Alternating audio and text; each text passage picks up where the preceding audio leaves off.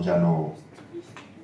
Al principio sí, uno tiene pajaritos en el ministerio y al principio, pues oye, pues siempre tratas de vas más contento cuando hay respuesta, más contento cuando la gente sonríe, cuando te ves tú más fluido, pero ya pasando los años uno ya esos pajaritos se levantan y lo único que quiere pues es traer y decir lo que Dios quiera que uno diga. Amén. Gloria a Dios.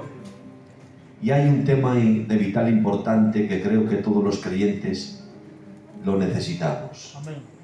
Y es aprender más a querer lo que Él quiere más que lo que Él puede hacer.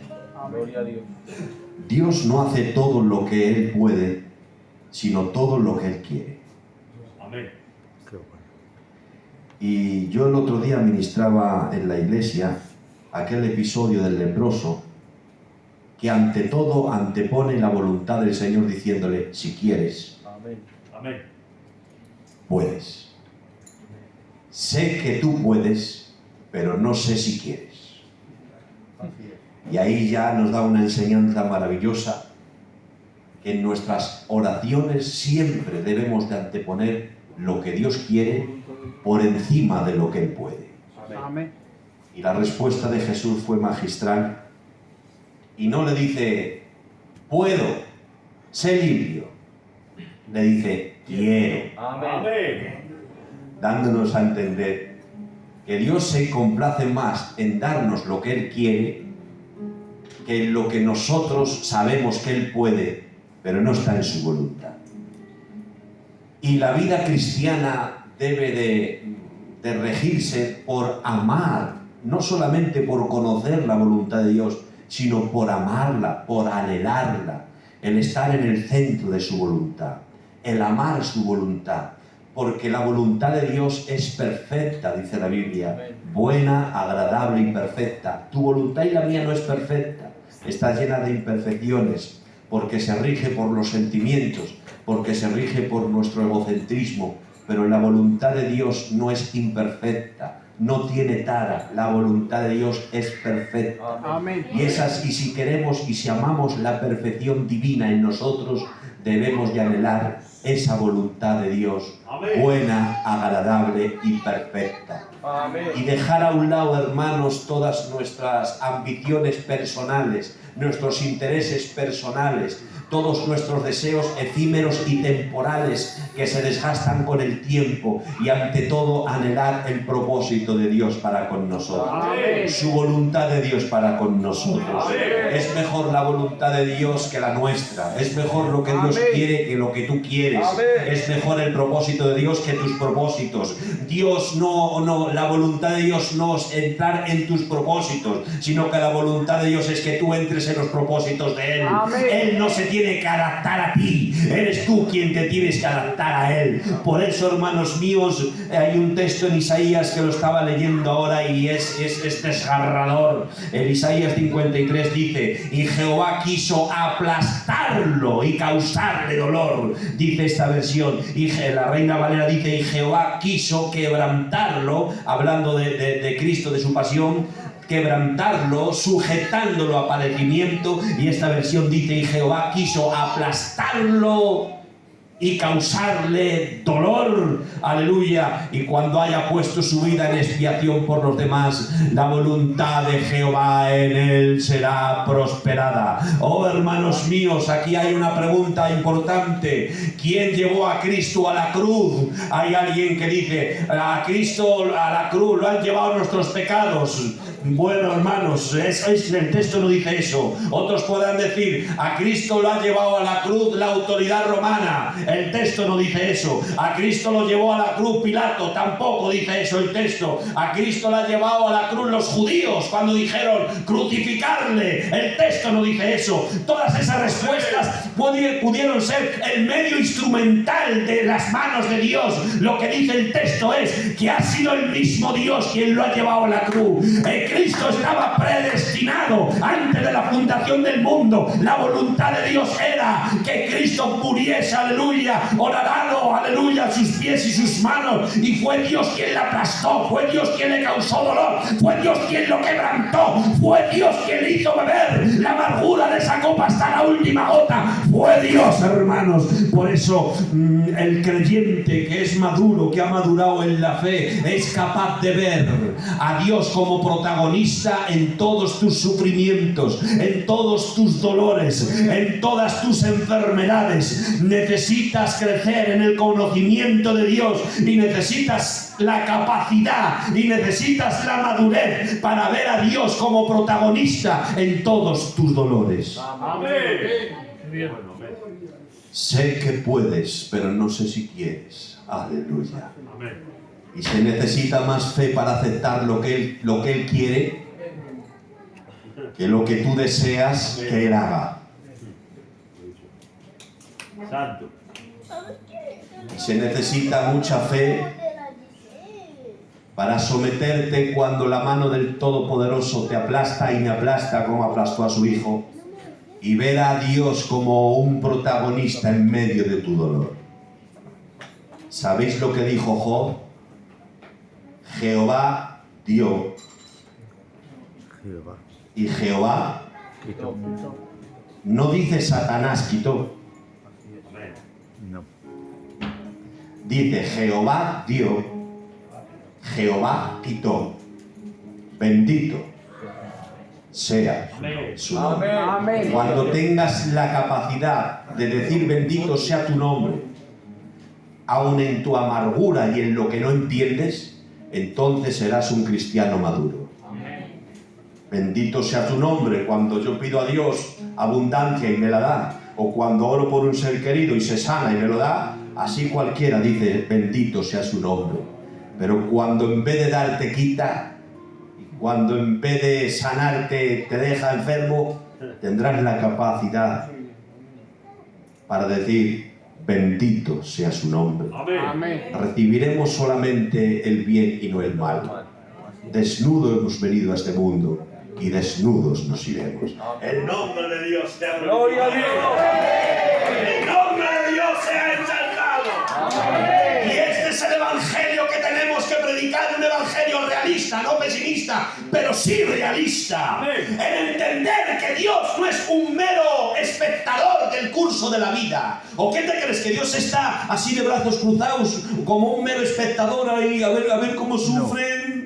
Pobrecicos, ay, cómo enferman mis hijicos, ay, pobre, ay, lo que pasa, lo que sufre. O sea, que Dios es un mero espectador de la historia de la raza humana y Dios no interviene. Entonces la soberanía de Dios, ¿dónde queda? Si creemos en la soberanía de Dios, tiene que ser con todas las consecuencias. O es soberano para unas cosas y no es soberano para otras cosas. No, es soberano cuando sufres, es soberano cuando ríes, es soberano cuando lloras, es soberano cuando te da, es soberano cuando te quita, es soberano cuando te sana, es soberano cuando no te sana, es soberano cuando levanta a tu ser querido y también es soberano cuando se lo lleva. Pero tienes que tener la capacidad para decir bendito sea su nombre.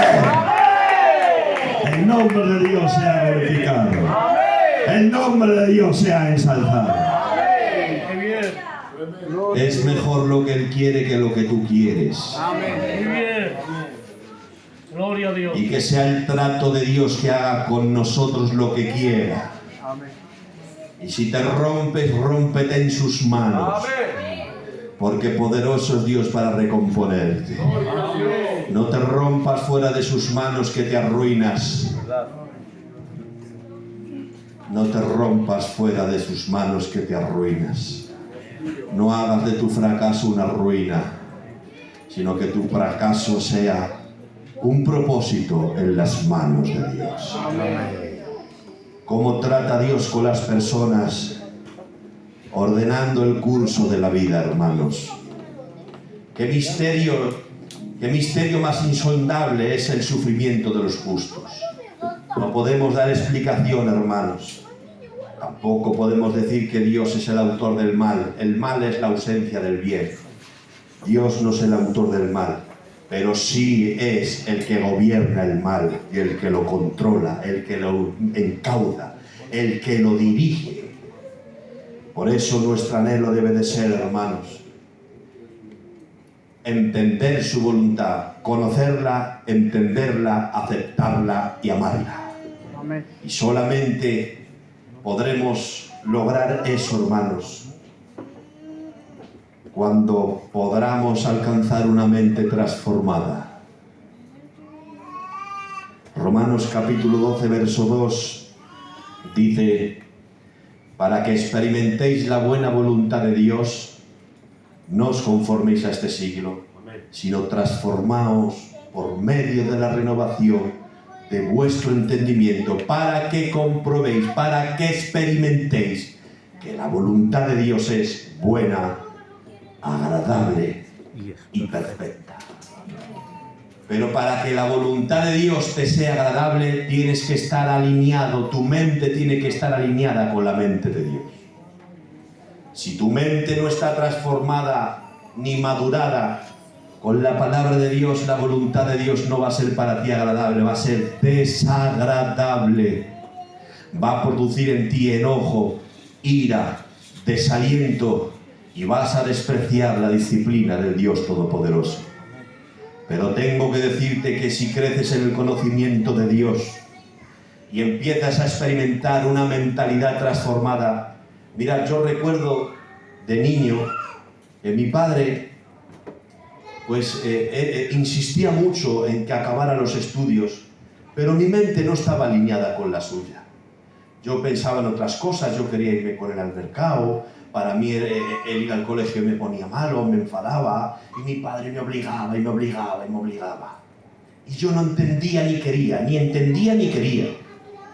Pero han pasado los años y lo mismo que mi padre me imponía a mí, ahora yo entendí que era bueno.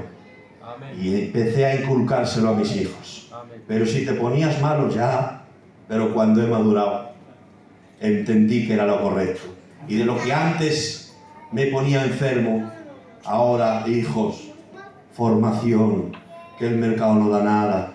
Por favor, hijos míos, queréis estar en la miseria, queréis estar en una calle. Y daros cuenta, hermanos, cómo cuando mis pensamientos se alinearon con los de mi viejo, antes lo que yo no me agradaba, entendí que era bueno. Amén. Así es la mente de Dios con la tuya.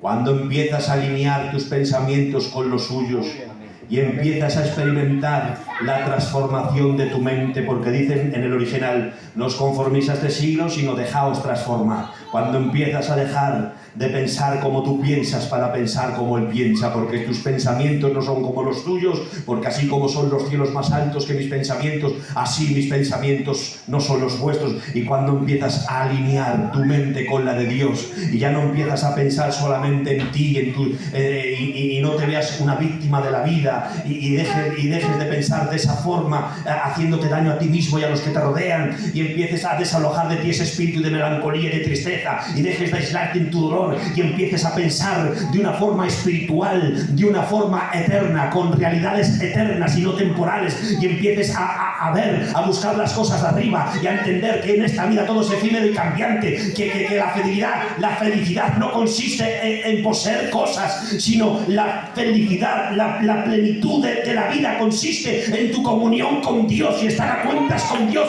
Cuando tú empiezas a alinear tus pensamientos, como dice el salmista, pero cuando entré en el santuario, comprendí el fin de ellos, que son como corderos engordados para la matanza, que aunque ellos les sobre de todo, pero al final se van a ir al infierno. Por eso, hermanos míos, la voluntad de Dios es que empieces a pensar como Dios piensa, para que veas las cosas como Dios las ve, para que entiendas, para que aceptes y para que ames la voluntad de Dios. Es mejor lo que Dios quiere que lo que tú quieres. Es mejor el propósito de Dios que el tuyo. El nombre de Dios sea glorificado.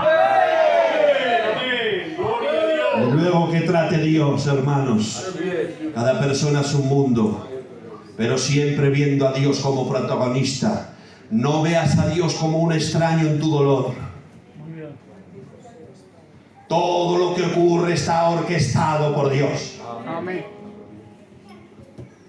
Cuando tú entiendas eso, jamás podrás rebelarte, porque entenderás que no fue Satanás quien te quitó, que fue Dios. Y cuando tú aceptes que todo lo que ocurre está orquestado por Dios y que Dios no es un mero espectador de la historia, entonces tendrás que inclinarte y decir como David: Él no puede venir a mí, pero yo sí que puedo ir a Él. Amén. Amén. ¿Cuándo vas a aprender a descansar en la voluntad de Dios? Amén. ¿Cuándo vas a ser feliz con lo que Él ha dispuesto para ti? Es que no ves que todo está orquestado por Dios. Aún las buenas obras que tú haces están orquestadas por Dios. Dice, porque somos hechura suya, creados según Dios, para buenas obras, las cuales Dios preparó para que hiciésemos, no, para que anduviésemos. Como cuando uno hace una carretera y ahora solamente tienes que circular por ella, así son las obras en Dios. Dios las ha dispuesto ya antes de que el mundo fuese y las ha preparado para que tú andes por ellas. Por lo tanto, amado mío, aprende a amar la voluntad de Dios, aprende a aceptarla, deja de preguntarte, deja de amargarte, deja de decir, y Señor, ¿y por qué no quieres? Y Señor, ¿por qué no haces? Deja de frustrarte por tus oraciones que supuestamente no las ha respondido Dios como quisiera. Pero si has ido a su hijo y le dijo, no te quito la copa, te la tienes que beber. Y ese sí que era santo y perfecto. Ese sí que hacía las cosas en el orden. Y él decía, la comida del que me ha dado mi padre es hacer la voluntad de Dios. Para esto he venido yo. Y él dijo, Padre, si es posible, pasa de mí esta copa, pero tu voluntad. El leproso dijo, si quieres. Y Jesús dijo, si es posible. En tus oraciones que esté esta característica, si es posible, Señor. Señor, si tú quieres, me puedes sanar. Señor, si tú puedes, si es posible, Señor, si quieres, si puedes, si quieres, si puedes, pero entiende que nuestras oraciones tienen que estar sometidas a la voluntad de Dios. Entiende que el Evangelio no es la lámpara de Aladino que la frotas y te sale el genio para cumplir tus caprichos. Amén. Entiende que el cordero te lo tienes que comer con hierbas amargas, y a veces amargan muchos, pero son mejores las hierbas amargas de su exigencia y su voluntad que todos los dulces que te pueda ofrecer el diablo fuera de ella. A Sansón le ofreció un poquito de miel en el león. ¿Y cuánta amargura le dio ese poquito de miel? Es mejor las hierbas amargas, el cordero amargo, la amargura de su exigencia que te santifica y te perfecciona, que la miel en el león que te queda ciego y al final te queda en ridículo delante de los demonios. Es mejor la puerta estrecha, es mejor la cruel voluntad de Dios. No hay gloria sin cruz, no hay trono sin padecimiento, no hay ganancia sin pérdida, no hay vida sin muerte, no hay exaltación sin humillación. Aprende a ver a Dios como el protagonista en tu sufrimiento, aprende a verle y aprende a aceptar, porque miren, hermanos, la voluntad de Dios se puede ver de dos formas: en la palabra escrita y por medio de la providencia. No hay otra forma, hermanos míos, que nadie te cuente milongas, que nadie, hermano, y si viene una profecía, creo en las profecías, pero son para edificación, consolación y exhortación, no son para marcarte la voluntad de Dios. Creo que una profecía te puede edificar, te puede consolar y te puede exhortar y te puede decir, búscame y vuélvete a mí, pero no te puede marcar tu conducta. La conducta te la marca la palabra. Por eso tú quieres saber la voluntad de Dios, empápate de la verdad, porque en la proporción que te empapas de la verdad habrá menos mentira y menos del diablo en ti. La voluntad de Dios está escrita en su palabra y a través de la providencia. ¿Y qué es la providencia? El gobierno de Dios en todas sus esferas. Tú puedes comprobar la voluntad de Dios en las puertas que se abren y en las puertas que se cierran. Y quiero decirte, las puertas que se cierran, no trates de abrirlas a golpetazos. Acepta las puertas que se cierran, y las puertas que se abren, entras por ella y dale gloria al Señor. En nombre de Dios. Dice el apóstol San Pablo, orad para que me sea abierta puerta amplia. Aleluya. Cuando se te abra una puerta, pues tienes que ver la voluntad de Dios en esa puerta. Dios lo ha querido. Se te cierra la puerta y ella, Dios no la ha querido. Y no te mates. Es que y los ayunos y las oraciones, ¿y por qué? Jehová dio, Jehová quitó. Bendito sea su nombre. Un abrazo para todos, hermanos. Que la gracia de Dios sea con todos vosotros.